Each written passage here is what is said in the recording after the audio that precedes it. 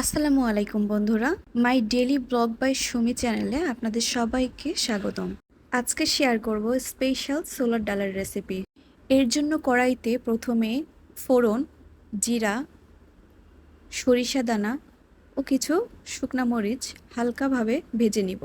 এখন একটা কুকারে সামান্য সরিষা তেল গরম করে এর মধ্যে পেঁয়াজ কুচি, টমেটো কুচি, ভিজিয়ে রাখা ছোলার ডাল, সামান্য জিরা, লবণ, হলুদের গুঁড়া, শুকনো মরিচের গুঁড়া মিক্স করে হালকা নেড়েচেড়ে 1 মগ পানি দিয়ে কুকারের মুখটাকে ঢেকে দিব। 5 থেকে 6টা বাঁশি দেওয়ার পর চুলার জাল অফ করে দিব। দেখুন বন্ধুরা, কত সুন্দর সিদ্ধ হয়ে গেছে। এখন একটা ঘুটনি দিয়ে ডালটাকে ভালোভাবে গুলিয়ে নিব। চুলা জ্বালিয়ে ডালটাকে গরম করতে থাকবো। আরেকটা প্যানে সরিষা তেল গরম করতে দিব।